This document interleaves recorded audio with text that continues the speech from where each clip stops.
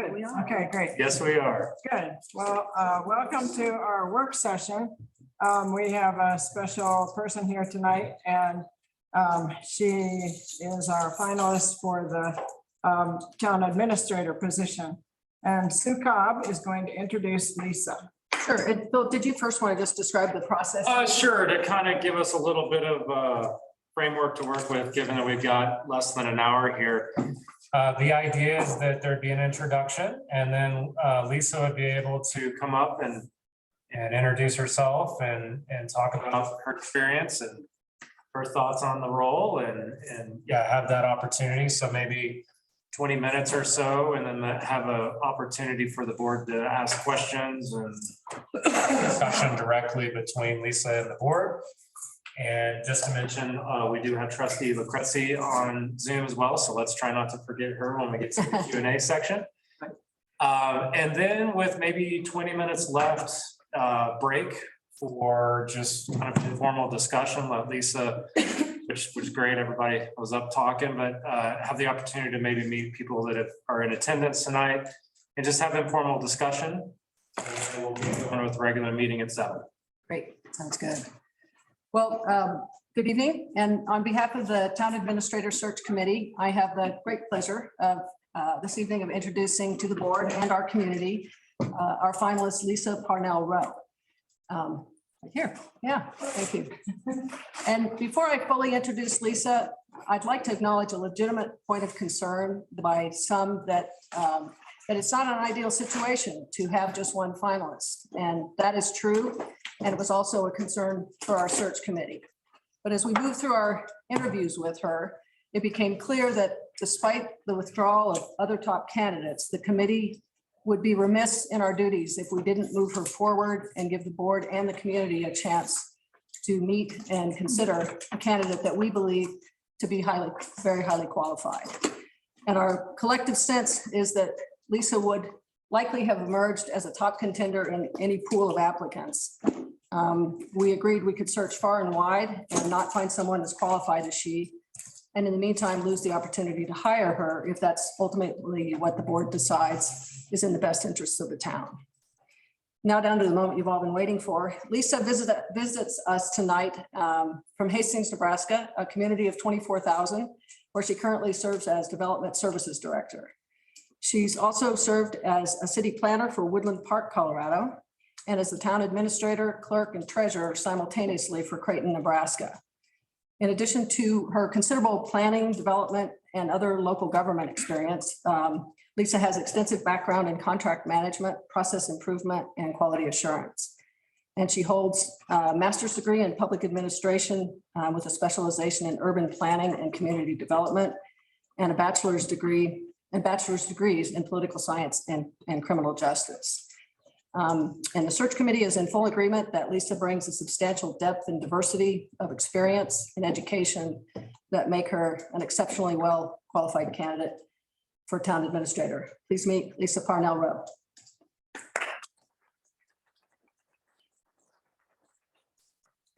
Give you my keyboard so Yeah. I can Good luck. go through my slides. So Thank you very much, Trustee Cobb, for your introduction. I appreciate that. Well, and thank you all board of trustees. Thank you for having me, giving me the opportunity to meet you all.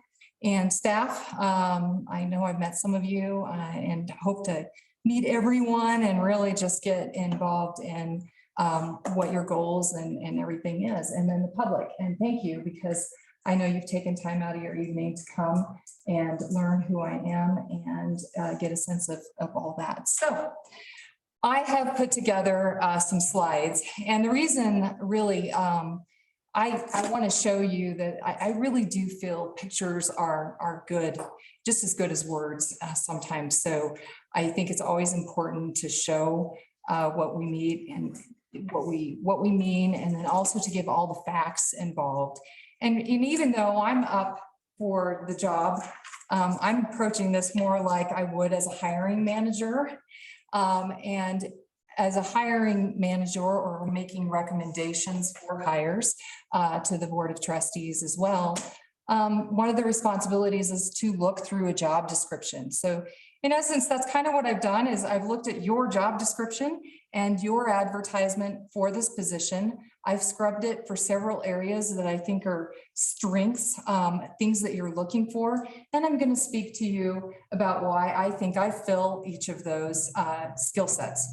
And then also at the very end, just to be a little bit unconventional and make sure everyone's listening, keep you all engaged. I have an article that I pulled from the Municipal world, and that talks about the 7 vital characteristics for a municipal leader. And so I want to just allow the public to, and I'm going to just keep my back to them, but I'm going to go through all the 7 qualities.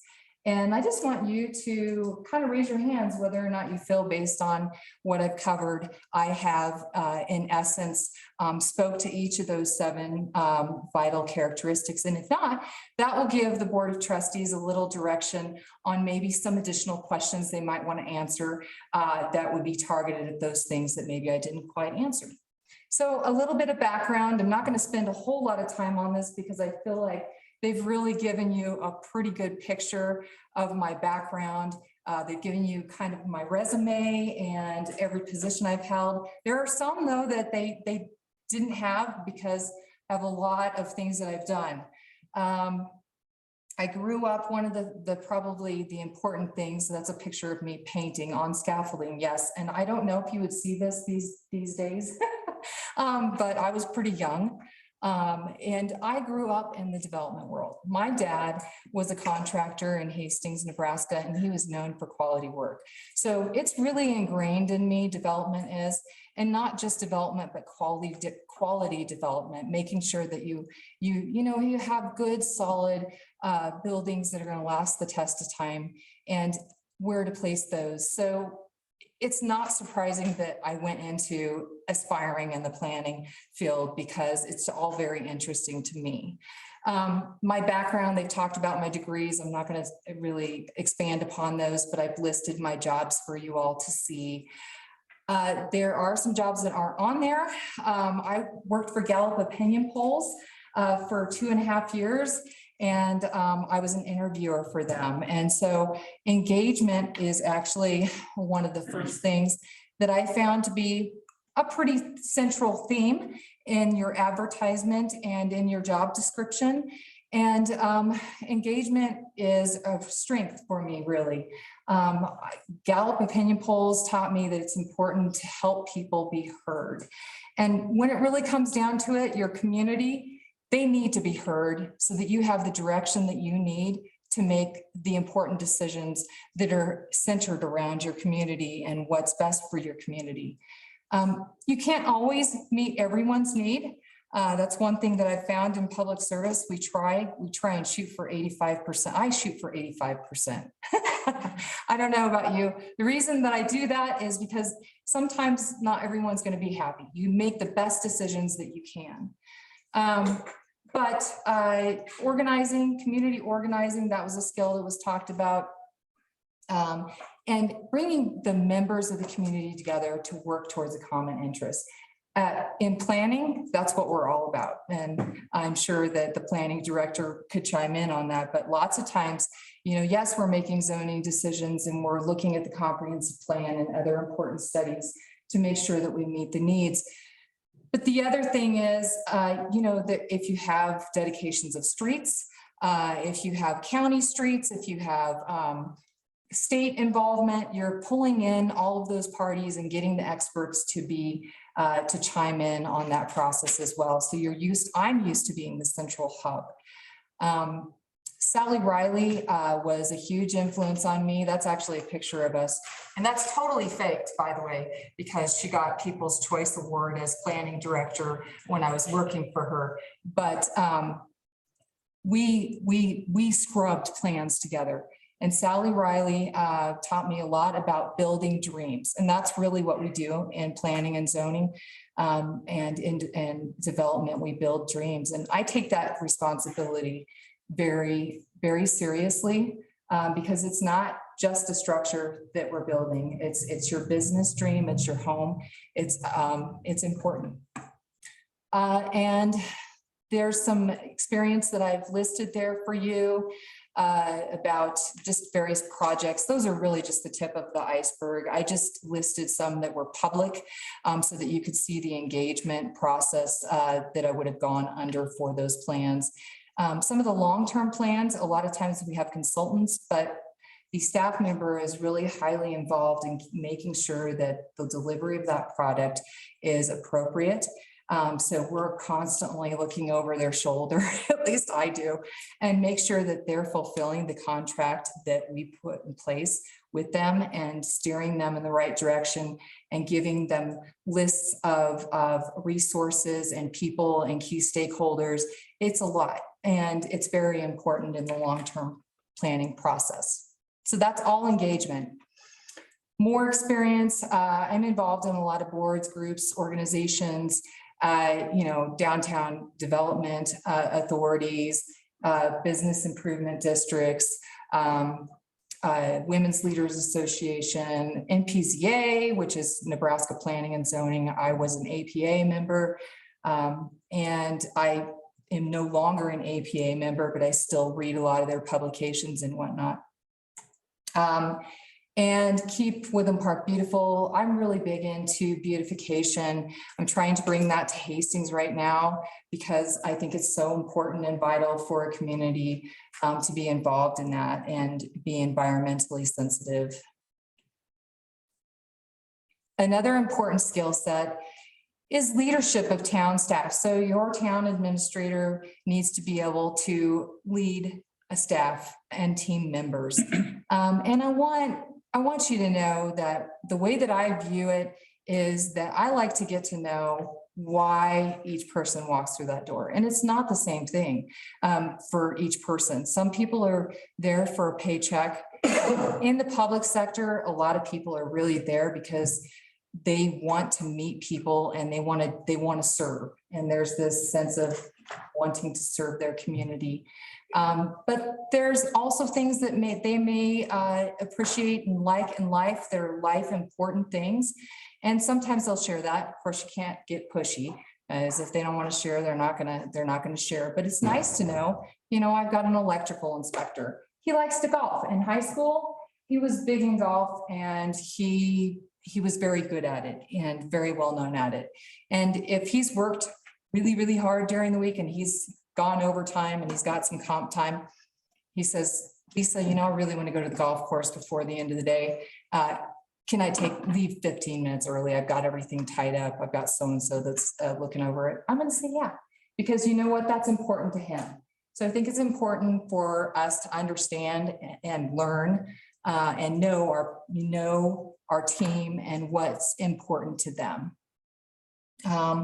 I've been involved in a lot of organizational behavior classes, conferences. I have 15 years, both combined in the public and private sector as supervising all of the areas that I've listed. That's about half the areas that this position's asked to lead.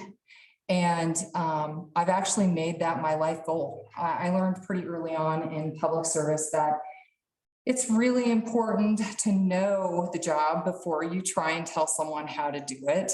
And so I've made it sort of my mission to learn each job, and even the ones that weren't exactly my complete interest, I've dove into just so I understand how it works in a municipality and how it should work. Oh, and that picture, let me go back. Leaders who deliver versus leaders who destroy. I really just love this because really the sense that I am and the type of leader who I am, I really feel like it's important. I can't do this job and serve this community all on my own. So it's very important to make sure that we build the strengths up of our staff and if there's weaknesses to help them through that too. So I try and deliver. Another important thing is public information officer and media. In high school, I was big in speech and I've carried it throughout my whole life. I have a level of excellence with the National Forensics League. I qualified for state my senior year. And I really enjoy informative speaking, and it really makes it perfect for this job and for even the Director of Development Services job, because I'm very versed when it comes to giving information, and I like to give you all the facts, the good, the bad, and the in between. I'm not the decision maker. You're the decision maker, the ultimate decision makers. You're the body that's going to make those decisions collectively based on the feedback we've gotten from the community and all the facts involved. So I try and give you the whole gamut of facts, and that's important. Media is also very important to me. I like to work with the media. I like to get to know them. And I like to build that relationship so that we can get messages out to the community quickly. In times of need and emergency, that's super, super important. Mediation, I worked for the state mediation office in Nebraska. That was my internship while I was working on my capstone project for my master's degree. And they actually really didn't want me to leave, but I ended up moving out to Colorado. So that was kind of impossible for them to keep me. But I did enjoy that experience, going into different state facilities and discussing with officials certain allegations and trying to figure out how we could work through that. And was there something we needed to do to correct their process? I also have some contracts experience. I was a contracts administrator for Royal Engineered Composites. And I did that position after I was the ACT, and I was kind of in a situation similar to Philip. I was at a point in my life where my kids really needed my attention, and I was working super, super hard to meet everyone's needs as the ACT. And my mom was having heart issues, so I decided to make a move back to Hastings, Nebraska. And Minden, little old Minden, Nebraska has a composites aerospace parts is what they make at this composites location. And so I did their contracts for 2.5 years, and I took a sidestep is what I like to call it. I took a sidestep because, again, I was bringing and learning and lots of things that I needed to bring to the table as a municipal leader, which is contracts. We do a lot of contracts. We also talked quite a little bit about recruiting applicants, making recommendations for appointments and dismissal, kind of an HR function to a certain degree. I did a lot of that as the administrator, clerk, and treasurer for the city of Creighton. And so I do have some experience with that, as well as the Director of Development Services. And I guess I kind of pride myself on finding good teammates. Again, I really take job descriptions seriously. I look at them. Sometimes they change. Sometimes what we need in that position isn't exactly what's originally been in there. So it's always important to revisit that. Proposals and grants, another important thing that was in the job description. And I worked for Lockheed Martin actually for a good 8 years. And so that was as the quality assurance manager, and it was a triple-hatted role as well. So I was in charge of their media services, where I reviewed and literally edited tons of documents for all of our contracts. And I would really redline them and give them back and then expect a revision.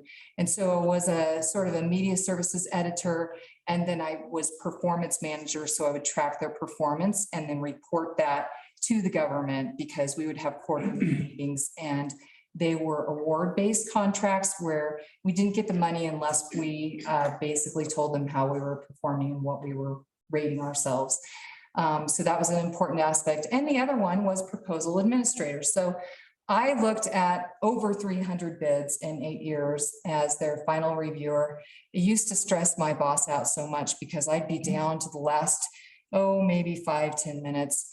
And I'd be looking at him, and I'd have the email ready, and I'd double check it. And he'd be like, Lisa, are you going to send it? And I'd be like, okay, I'm going to send it. So we'd email it to them. But we had probably a little over a 70% win rate. So we did very well.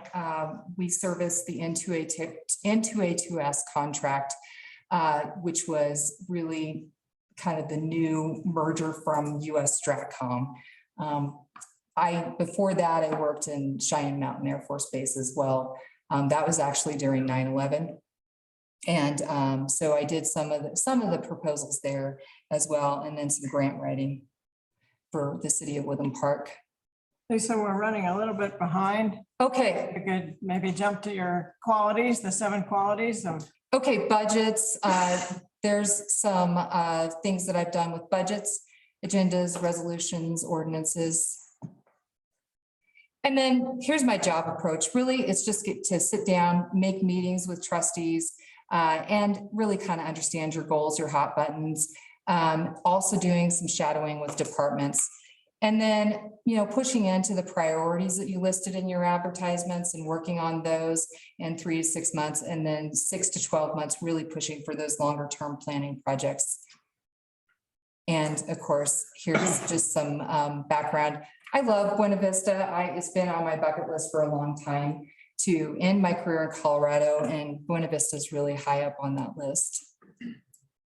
So 7 qualities, and I will just look at the screen. I don't want anyone to feel uncomfortable with this, so I hope I'm not putting you in a position, but I really want you guys to just raise your hand and let them know if you feel I've kind of covered some of these topics.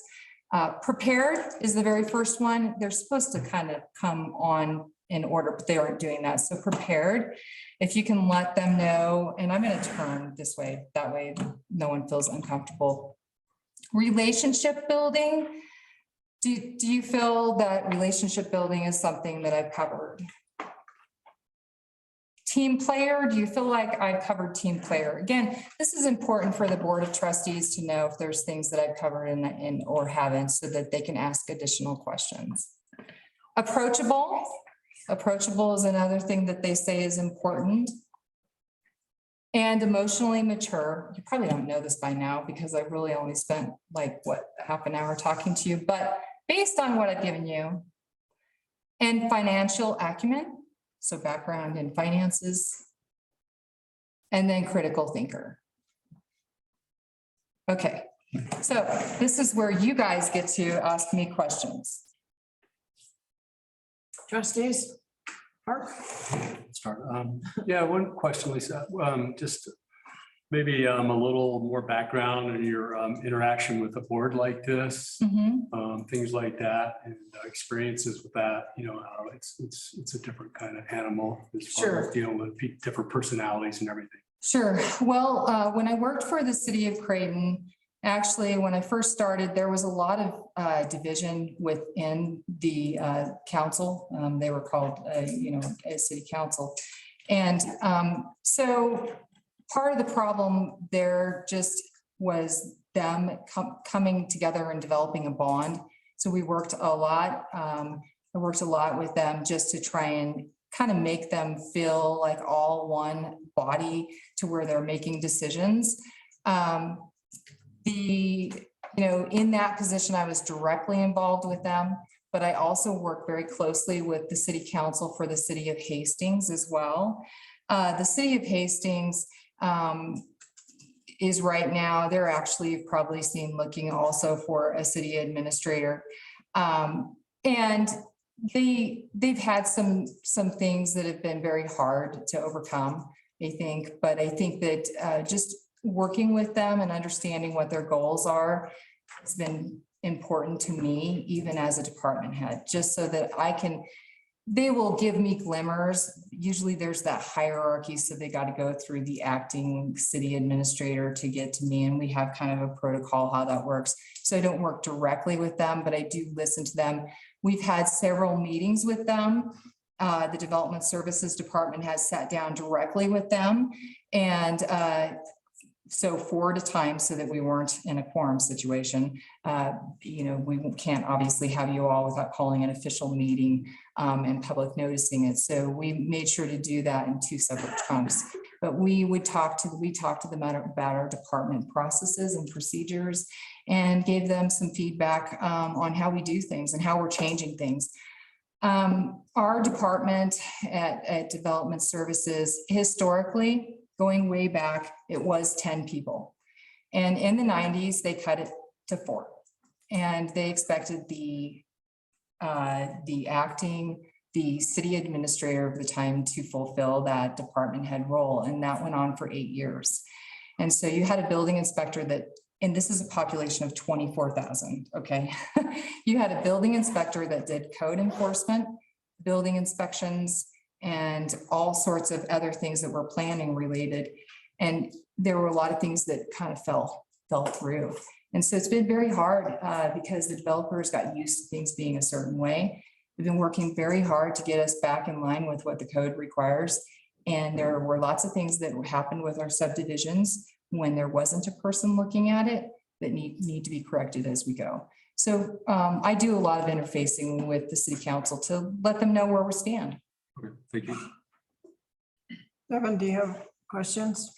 I'd like to hear from the trustees who weren't on the committee with us. Yeah. Yeah, come back to me. I was Okay. thinking of something. Do you have questions? Not really. Okay, Peter? Yeah, man, this kind of goes back to something I asked Phil as well, so I think it's only fair to ask you is how you kind of, you touched on a little bit of this during your presentation, but if you be more acute of this specific situation you're walking into where, you know, you need to balance the institutional knowledge of your predecessor, who's also kind of in a lateral position with you when you come in, but then also all of the members of the town staff who know the town, know what's going on, and trying to respect that and learn from it while also making it your own team to a certain extent. So specifically, how do you kind of see yourself taking on that challenge? Sure. Well, I think it's no different than the challenge that I had working for Dave Patak. Dave Patak was highly involved in the planning world, but he was on the legal side of it. And so, you know, honestly, there were moments where I, as a planner, eyeball was a little bit different than a legal counsel that administered legal advice to planning and zoning. And so we always agreed to disagree and come to a common interest. And that's really sitting down and discussing. And I understand the uniqueness of this situation. As I said already, I understand where Philip is at in his life. And I'm at a point in my life where I'm ready to move forward and really dive into my career. And so you know, obviously we toured the town. I think that, you know, Philip is someone that I could work with very well. I think that, you know, if there's any time that maybe, you know, he's giving me advice on something and I feel like I need to make a sort of an independent judgment call, I would just, you know, kind of tell him that. And I would get his background and his tribal knowledge, I guess you would call it. And not just his, but also the department head, because they're going to know a lot about each individual topic, depending on what it is. But I think that because I am more of a team building leader, that's not going to bother me so much. And there are just moments where when you work with people, and this is any person, you agree to disagree and you just come up with the best solution that you can. And I think that we can do that. I don't see there being any conflicts with that. And so, yeah, I mean, I kind of feel like I'm an extension of a hand that started. It sort of feels like, you know, Philip he's been your town administrator for what, 5-6 years, something like that, but he's been integrated in the community even longer. So he has that tribal knowledge and he can kind of give me advice. Oh, you may want to approach it this way. And I think that's great because as coming in from the outside, I'm going to definitely listen to that because there are messages in that and things that I need to know, but I also have a fresh eye. And so because I have a bird's eye view and I'm coming from the outside, I might have good suggestions on how to approach it differently. So we just talk about it. Is that kind of what you were looking for? Yeah, I mean, I was just a general question about this kind of shakeup where I could see some issues. So I just kind of want to get your thoughts on it. Yeah. But that was one of the questions that the committee asked me, you know, would it be open to that? And I certainly am. So. What about Gina? Gina, do you have any questions? Hi. Thank you very much for the presentation. First off, it was great. You're welcome. Thank you. Kind of, I guess a comment and I guess kind of one random question. And the comment really is, you know, housing, and you had mentioned the hot hot button topics, but housing and water are big ones here for us. And I'm curious, you know, if where you've been, I guess when you, especially you were in Woodland Park, I assume water especially is probably something being out west, you've probably dabbled in or understand the importance behind getting those things right and really rolling. And so kind of, I don't know, I guess my comment really is just like, you know, that's something near and dear and important here for us. And then my question really is, how comes Buena Vista out of all the places, or what about this town are you most excited for? Okay, so let me address the first part of that, housing. You know, I think that housing, it's a shortage everywhere. And to the point where the state in Hastings in Nebraska, the state is highly involved. We now have to provide a housing, missing middle housing action plan. And so I actually spoke with the legislature last July on our missing middle. And we luckily had just gone through before I got there, and I helped to end it, the housing study. And so I was well versed on the housing study, and we had a ballpark figure of where our missing middle income is, which is 150 to 250,000. So I know what we need to do methodically to assess that and to understand that where's that missing middle. And when we talk missing middle, we're talking about workforce housing for the middle income. And that tends to be the hardest part because developers, if they can build something, they build it big usually. And because they know that they're going to be big dollars that are going to pay for that. And they know those are the ones that are seeking opportunities and seeking housing and can afford it. So it's a big deal. So I do know what procedurally we need to do to get there. And I don't think that that's going to be something that's going to be foreign to me at all. When it comes to water, that's a big topic in the city of Hastings right now from a stormwater standpoint. You know, without having a development services director or a city planner for a good solid 8 years, there were just subdivisions that got built out without even considering stormwater. And so we've really had to work hard and even bring in state reps from the compliance division to talk about why it's important. And, you know, and still it's, you know, the developers, for whatever reason, it's hard for them to understand why they have to put in a swale or why they have to use silt fences.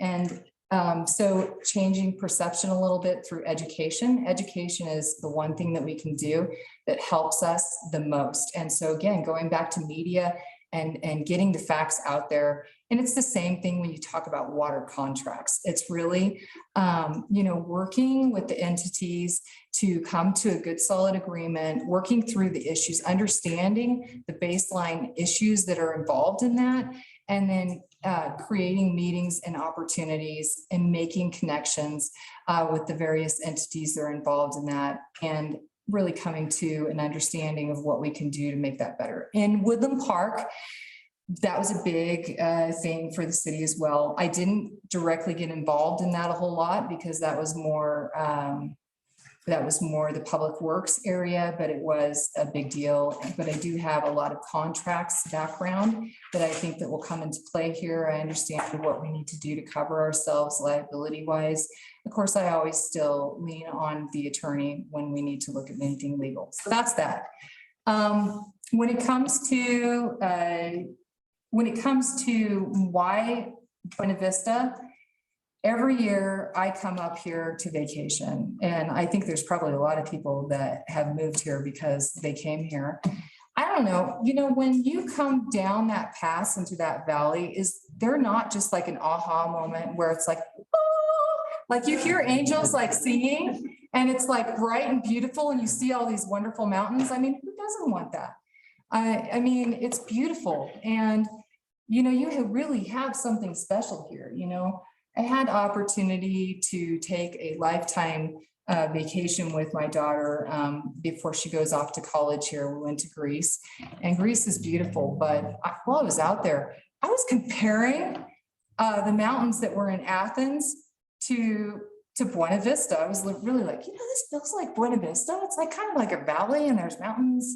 Never really expected that. So yeah, I really love it here. And I've always, whenever I visit, I've always thought, gosh, it would be really great to be the town administrator. And I actually applied like 6 years ago, but Philip beat me to the punch. So I just keep checking and hoping you'll think about me. So here I am. Evan, got any questions? Yeah, I had questions about, the town administrator is kind of the lightning rod and the person where everything kind of falls to. Sure. And there's being a small town, you go to the grocery store, you go to the restaurant, you're going to run into everyone Oh, yeah. who knows who you are and what you're doing, and that you're the one who actually runs the town. Mhm. And I was just curious how you maybe have navigated those kind of situations in the past, or how you plan to navigate those kind of things here, because it's a very vocal town, in person, online. People know. I don't know if I should be scared by that or not. No, I'm not. It's just funny. Oh, okay. So, yeah. Yeah, it's a very vocal town, so people want to be heard, and it's, if you're a person who's on stage as part of town, they're going to come up to you and talk to you and want to feel heard, and that you're going to fix things for them. Mhm, mhm. So, Well, I think it's really important not to make promises that we can't keep. So, again, that I think that one of my strengths is, again, helping people be heard. Okay. So lots of times people, they want to vocalize what they're thinking about, and they want you to be thinking about it. They understand you may not have a solution right away, but it's important for them to tell you. And so it's important to let them express how they feel. When I worked at Gallup Opinion Polls, I got the Martha Stewart Award. Now, this was before Martha got in trouble. Okay. So, but the Martha Stewart Award was the person that spent the most time listening and really being active listener to the person on the other side of the phone. It was all done through the phone, when the interviewing was. And so, I really, at first I thought, gosh, that's why it takes me so long to get through these surveys. And I really don't make that much money when it takes that long. But I've always been very important it's important to me, quality and hearing people and being that central hub. It tends to be a position that I find myself in. So I don't think it's going to be a problem. I do realize, and I understand this because I worked in the city of Creighton, and it was slightly smaller than this. And yeah, people would want to talk, and they would come in at all hours of the day, and they would want to talk to me. And, I just made time, and sometimes they were a little bit irate, and I would say, look, can you sit down? Let's talk about it. Let me understand more about, what you have to say. And so I know how to work with people that are upset. I know how to work with people that are really chatty. I know how to work with people that are very concerned. There are people of all walks. And then there's just people that really, what can I do to help? And how can you get me involved in the process? So I've done it all, and I've worked with lots of different people. So I don't think it'll be a problem. And I do understand the demands of that. And I think that, where I'm at in my life allows me to do more of that. So. cool. Mhm. Any other trustee questions? Find out everything you needed to know? Yeah, I actually watched your interview that Oh, you had good, sent to us, and I went through all that. good. Great, thanks for doing that. Nice. Okay, no other questions from the trustees. So we'll get back to, I have one more question. okay, How do you feel about balancing your time? Given this position is a lot of time, Mhm, and which you probably have learned that that's some of the reason why Philip is not mhm. continuing in that position. Sure. What's your approach to, scheduling your time so you have time to recharge, but also be here and be the person that supports the town and all the departments here in town? Sure. So obviously, I don't want to get burnt out. So I have things to help release.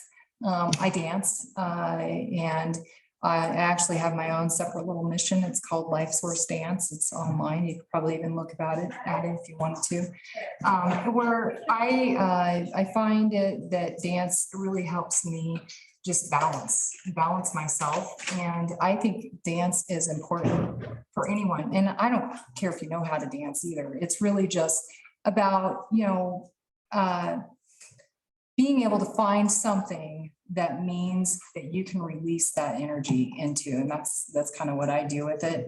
I actually like to go into help women, battered women. I've gone into bridges for women several times and just taught them a dance. And we do a little Bible verse for each move, and we talk about it and just kind of healing. It's a very healing process. It's like a therapy almost, but I'm not a licensed therapist. So it's really just a mission and a volunteer thing that I do. The other thing is I really want to learn again how to play the cello. I played when I was younger. So my daughter, who just knows that I'm completely attached and she's all my whole life, has with my parents bought me a cello. And so I'm going to relearn the cello. Those are two things that I will involve myself in, and balancing my time. Again, I find myself in a moment in time where I don't, my daughter's moving off to college. I'm moving her next Monday night between 4 and 8. It's a 4-hour window. I get to move her in to college. And, I will want to go watch a couple of her games. She's a goalkeeper. And I love to play because it just amazes me. I'm like, how does she do that?